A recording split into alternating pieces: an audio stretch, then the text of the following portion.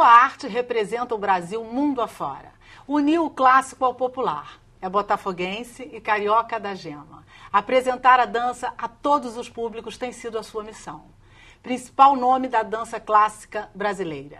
É a primeira bailarina do Teatro Municipal do Rio de Janeiro. É com ela, Ana Botafogo, o perfil de hoje. Obrigada, Ana, por ter aceito o nosso convite e por estar conosco. Muito prazer de estar aqui. Nós ficamos muito felizes que você aceitou também. Até já estávamos numa negociação há algum tempo, né? Chegou o dia, né, Ana? Finalmente. Que bom. A sua história com o balé começou lá pelos 11 anos numa academia, na Urca, e não parou mais. Isso foi por conta da sua mãe que já tinha feito balé, ou você realmente se entusiasmou e desejou ser bailarina? Olha, na realidade, não, eu fui levada pela minha mãe primeiramente, mas na realidade com 6 anos nessa academia da Urca, que era um conservatório de música, onde eu aprendia, tinha uma iniciação musical, uma bandinha, né, a gente aprendia vários ritmos, e as aulas de balé começaram. Fui levada pela minha mãe, mas acho que logo me encantei. Desde as primeiras aulas, eu acho que eu já estava encantada com balé. E com 11 anos, eu fui para uma academia que chamava Academia de Balé Ledeuc, que tinha sido uma primeira bailarina do Teatro Municipal do Rio. E lá eu fiz toda a minha formação. Aí lá, no início, na Urca, era quase que uma brincadeirinha. Mas depois dos 11 anos, passou a ser algo mais sério na minha vida. Mas se você não fosse bailarina, você pensava em fazer o quê?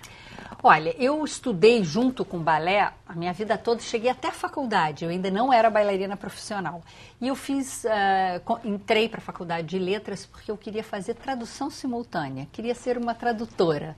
Queria, quem sabe, também viajar e, através das línguas, poder me encantar com o mundo. Acabei não sendo uma tradutora, mas acabei fazendo tudo isso através da dança. Que foi sensacional também, muito, né? Nossa, muito bom. Hoje é o teu, assim, você achou que você se encontrou na dança, é o teu lugar de conforto. Completamente, é o meu lugar de conforto.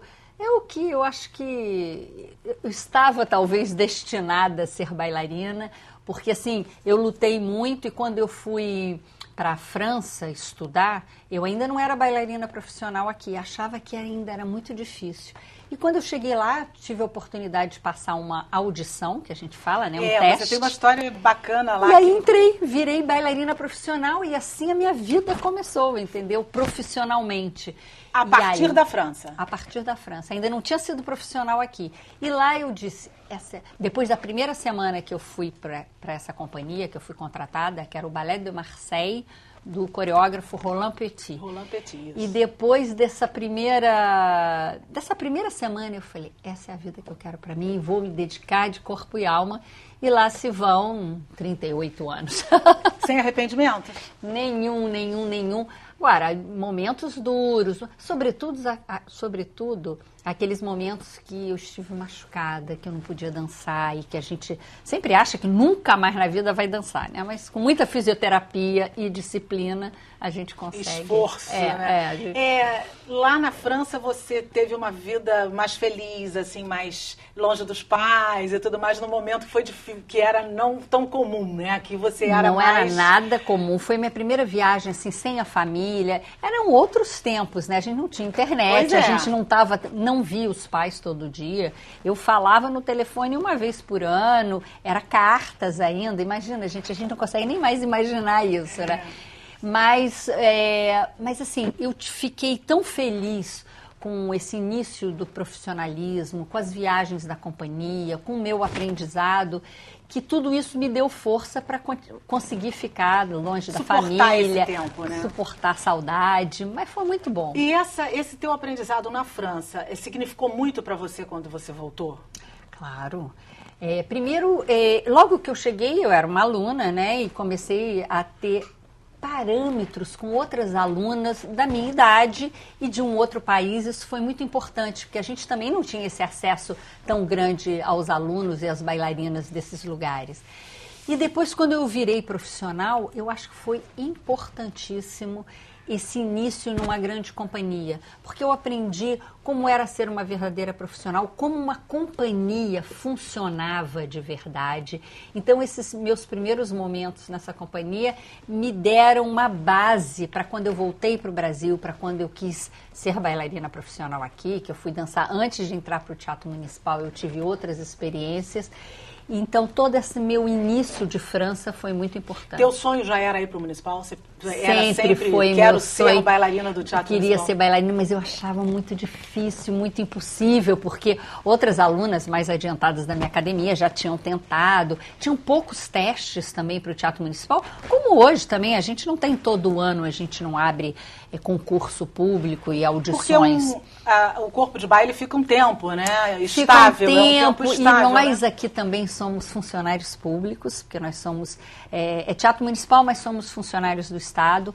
Então tem toda uma lei que rege esse funcionalismo e você não pode se aposentar com poucos anos de carreira, você tem que se aposentar como um funcionário público. Por isso, muitas vezes, o bailarino vai ficando, e é difícil a gente abrir vaga. Mas continua sendo o sonho de 10 entre 10 bailarinas, né? Todas querem ir pro Municipal. Porque é a grande companhia de balé clássico, que dança os grandes É a clássicos. melhor mesmo que nós temos aqui. É a maior, e eu diria que é melhor, né? Claro que eu tenho que dizer isso. Puxar a sardinha para o seu lado, né? E... A gente está falando de grandes companhias, você estudou numa grande companhia na França e aqui no Brasil faz parte de uma também.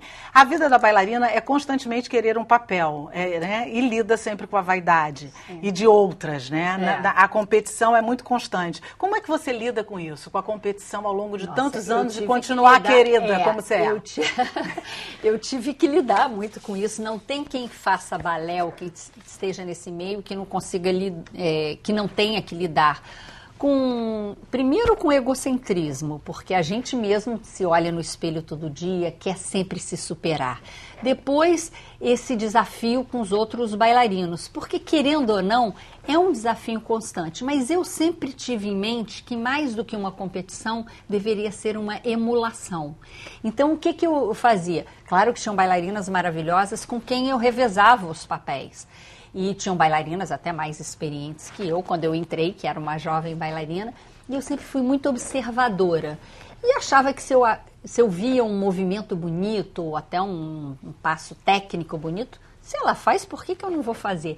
Então, essa emulação sempre foi um mote da minha carreira. Eu sempre tentei, nós somos bailarinas diferentes, nós as primeiras bailarinas, porque isso é um título no teatro, não tem só uma, nós somos várias primeiras bailarinas.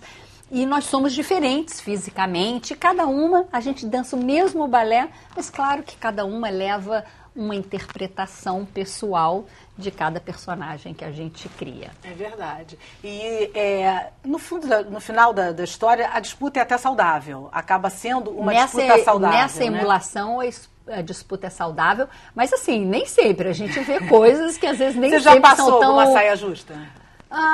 Olha, eu acho que eu sempre soube me sair muito bem. Eu nunca fui de dar muita importância quando eu sentia que a disputa era maior, que a disputa estava mais acirrada.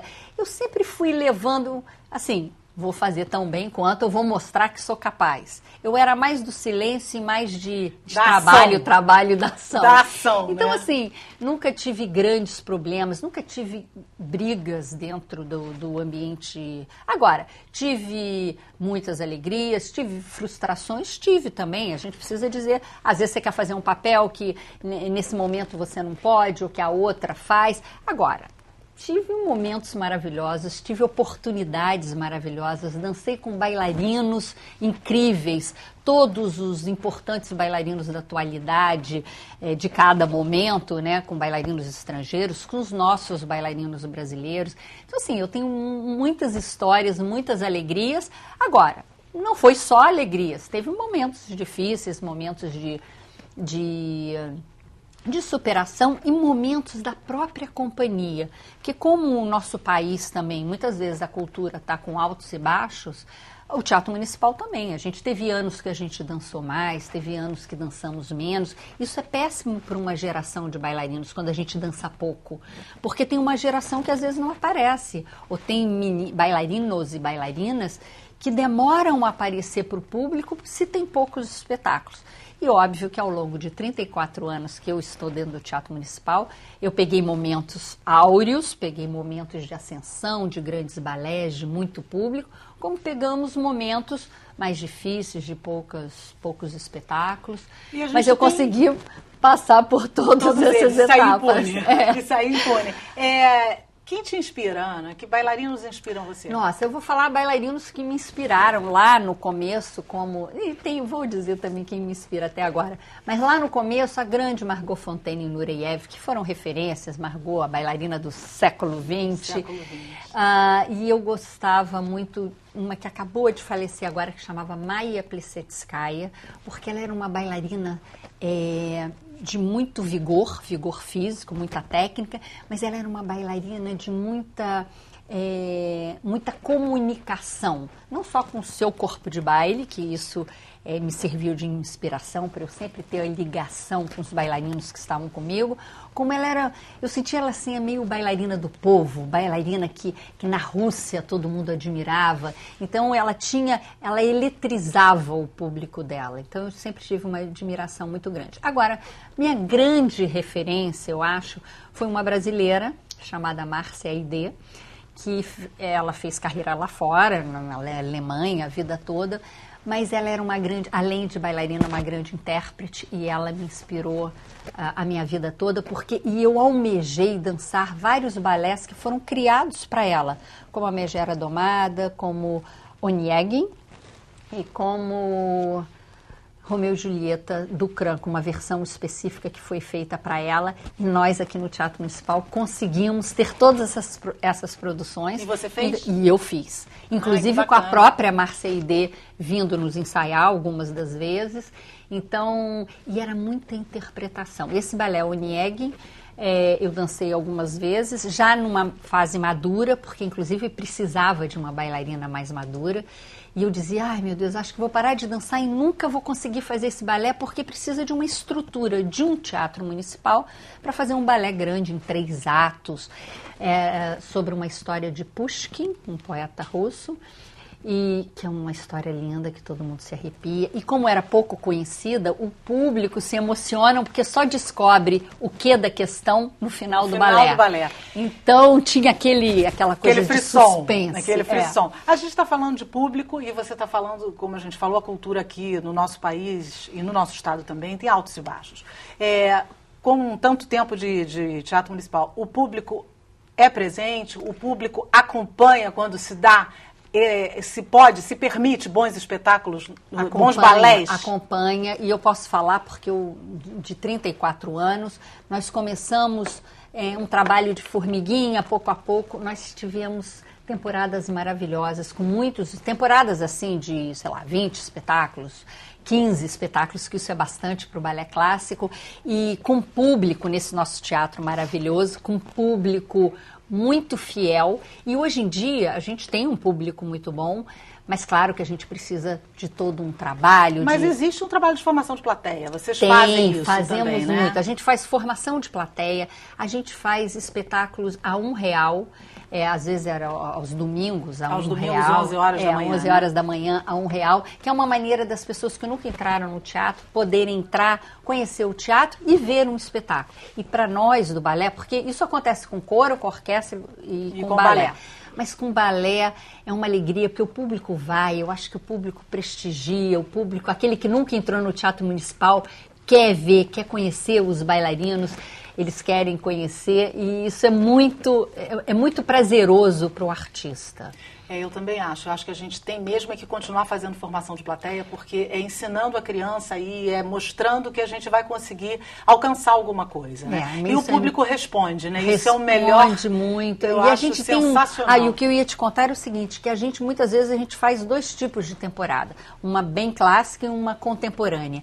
Mas as pessoas aqui com o balé do Teatro Municipal, eles gostam de ver os grandes clássicos. A gente sempre tem muito mais público para os grandes clássicos do que quando a gente faz uma temporada mais contemporânea.